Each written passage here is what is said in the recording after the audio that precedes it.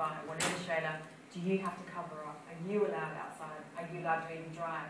All the questions that you were answering before. So this book really wanted to build those bridges, create an understanding of what the women here do, and generally educate the public internationally about the women here as well as what the expats are like here too. That we are sort of out there and in the workforce as much as men are. We're not suppressed, we're not depressed, we're not hidden behind doors. Very actively involved in the public spheres of life and contributing. But interesting that the questions that people are asking are quite foundational questions. So they're concerned at first, are these people even allowed to get a job? But yet we're on a totally different level, aren't we? We're trying to talk about how those women can manage their work and life balance, how they can be leaders and model the way, and how they can achieve things on a greater level and have psychological satisfaction. But before you iron out the foundational questions, people can't even imagine that those are some of the things that we're struggling with. So great. How about for you, Hermione? What are some main stereotypes? I think, in general, overall, is the misconception and misunderstanding of the Arab world, and usually a lot of negative things are associated with it. So that was the first thing, is that this is a very misrepresented and misunderstood part of the world. And my main thing was through the media is to communicate the truth of what is actually here. And when you look at things like, hot topics like terrorism and fundamentalism, it's only really making up 10% of the Arab world. There's the 90% of the other people that live here that are very normal people. They're like everybody else in the world. They have the same desires, the same passions, the same visions. They want to have a family, they want to have kids, they just want to live, which is what we all want to do. And that commonality and that humanity it's really important for me to show people, especially people who've never been outside their country or don't understand the Middle East, is that there's so much that we have in common, and it's far less than what we don't have in common. And that was the important thing. And then from there, of course, women, anything to do with women is always a very sensitive subject for me as a woman, because we do live in a man's world. Yes. And the more and more I travel, and the more and more I develop my business as a CEO of a media company now, I'm sometimes the only woman in board meetings. I'm sometimes the only female that goes to certain events, unless of course it's glamour or if it's something where I'm a presenter or something. There's other presenters, but when you come down to business and economics, engineering, IT, you don't find a lot of women, and I think I'm always interested in uplifting women and helping them and encouraging them and empowering them, and we developed other programs based on that through my company because of that. But it's always, I think every woman has that sensitivity to other women, and you feel that connection and that you want to support each other. It's just, I think it comes naturally, isn't it? Yes, absolutely, and so very important. I was sharing this with you ladies earlier at our previous session. There was a quote where they said, Madeleine Albright says, there's a special place in hell for women who don't help other women. So the women who decide that they want, they feel a little bit intimidated by, or perhaps are not as passionate for the cause, but certainly it is that drive. I think it's also important to remember that Benazir Bhutto said this at the Women's Conference about, I think when she was with us, maybe about a decade ago. And she said, unfortunately, women are the biggest oppressors of other women. And so while it's important to look at our male counterparts and to hold them responsible and to involve them in the process of understanding and equality, we really need to think about our behaviors as well. In the fashion world, I'm mainly in fashion and beauty, and that is absolutely correct. We are the ones that create it for the other women. We're the ones that are kind of putting everyone down. And that's why it's so important to support and turn it around. And in this part of the world, all you have to do is think about the mother-in-law issue. That's enough evidence. Enough evidence to remind us that sometimes we repeat these patterns and these cycles of oppression and not really healing and helping, but unfortunately falling victim to those. Talking about fashion, I came across a very interesting piece of research that said, if you compare women's magazines to men's magazines, so a woman's magazine would be Vogue, Mademoiselle, a man's magazine would be something like Chicks and Trucks, and little bikes and chicks and what they like to see. And apparently, women in those magazines are 7 to 10 pounds heavier than women in our magazines. And so why is it that the magazines that men are buying, they're fuller women, more curvy women, but yet the images that we choose to show and to buy and we create a demand for are much thinner women. So interesting. I just realised that now. Sean, you would know a lot about that. Yes. I didn't know that statistic. That's a really interesting Yes, statistic. yeah, Very they've actually compared measurements Yeah. and weights and things like that. And they see that guys are buying, the fuller women. It is us magazines. that makes it. Yeah. And I think that's what's quite special about my book is that these women, for one moment or one day, got to be able to be that person and be that aspiration that they've kind of always wanted to be, It's really important to feel that beauty and feel that coming from inside as opposed to sort of reading it in a magazine all the time. So, Shani, was it hard choosing these women? yeah. Was it really? Can you tell us a little bit about that process? In the beginning, I asked friends and close friends who recommended and connected me with people and women, researched a lot, and then I put a call out into magazines and newspapers and asked people to register. And then from there, when they registered, went through and had a look at some of the women and contacted them, and really it sort of, kind of went from there. But it's always very difficult choosing women, because I think anyone here in this room could really be in the book. It's open to women of UAE, it's open to anyone really who lives here as a female. They're the only two prerequisites. But what I found very interesting was people who were writing and saying to me, one of the ladies who's in my book, she's Nigerian, and she came over here and she landed here, it was about 10 years ago. She had $2 in her back pocket, and she's now got 7 or 8 year old son, probably 11-year-old now, and proudly supports him. He's in school, she has a job, she learns languages in her job, so she teaches her son different languages and so forth. And what's actually happened since her being here was just amazing, absolutely astonishing what she's achieved with $2 in her back pocket.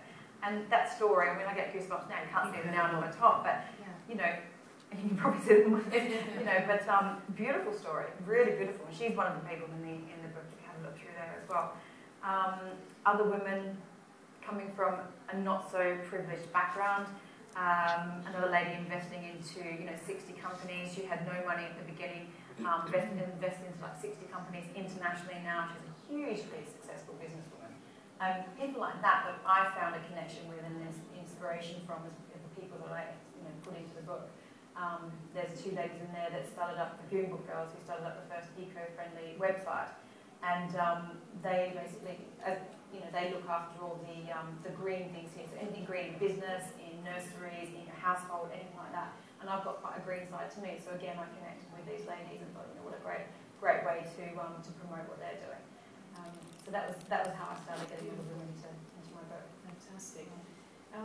The balance of trying to, the relationship between the images and the viewer. How were you able to, and this is a question for both of you, were you able to arrange it or create it so that that relationship was more public or personal? Or did you want people to kind of make up their own mind about things? Or was it slightly more directed? It's a tough question. Because for me, it was really about...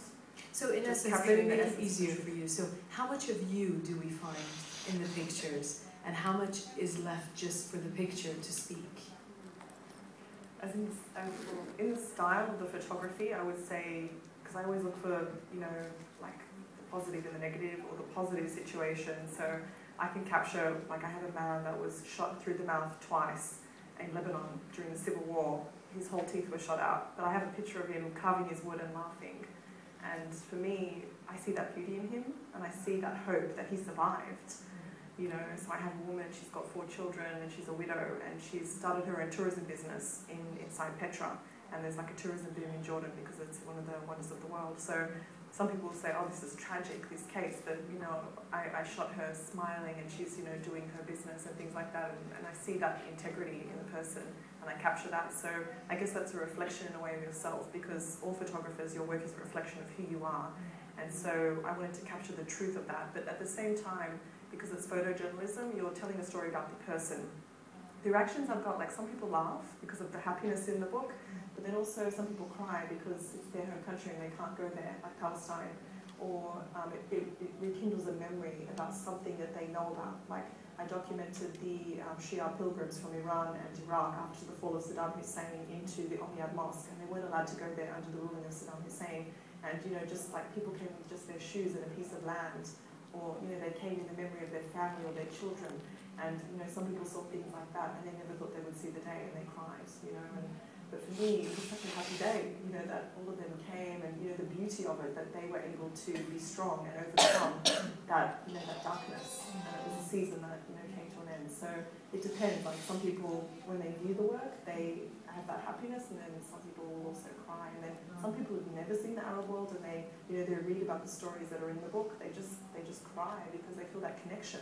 You know, it just people broadens their idea and their sort of understanding. Even the hope, you know, like just seeing hope, it can really move you like that when you see that there's a chance, you know. So that's right. It's been like, we've had so many different responses. It's been amazing. How about for you, Michelle?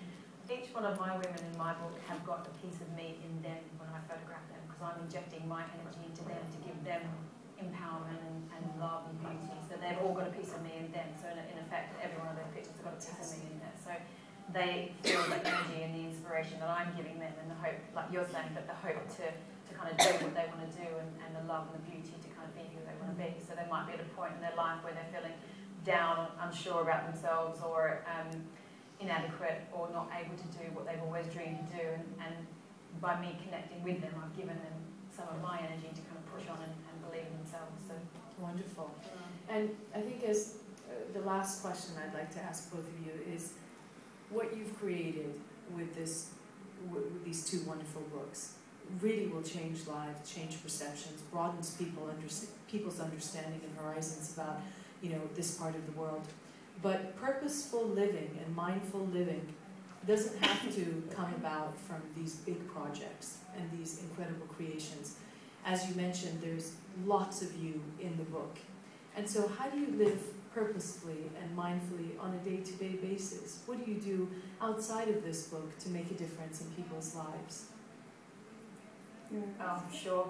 Well, I have 2 little kids, so I switch off and I'm with them. So you change diapers. Yeah, I'm an everyday mum. That's really important. Yeah. It is important. You know, I've got, you know, getting ready this morning, I've got kids running around, I've got dirty hands, bananas coming down my skirt. Don't touch that, cat running underneath me, you know. Yeah. Get out the door, it's all normal, it's all very normal. So, you know, underneath all of that is you know, real life, and that's what keeps me going. That's what gets me through my day and my weeks, and how it makes me real.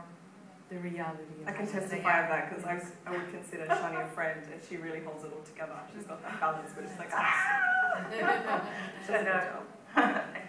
for me, I would say it's a combination of different things, but I believe, like, you can have different approaches to the world. You can do things for money, or you can do things for passion. And for me, I do things for passion, and every single day I wake up and I'm creating something with my company where we're impacting lives, we're impacting the way people view things, and we're impacting the world in a positive way. And that's what drives me every single day. I also believe that as a human being, you also need to contribute to society. So I do a lot of charity work in the region, and I love to pour into people. I love to invest in the youth.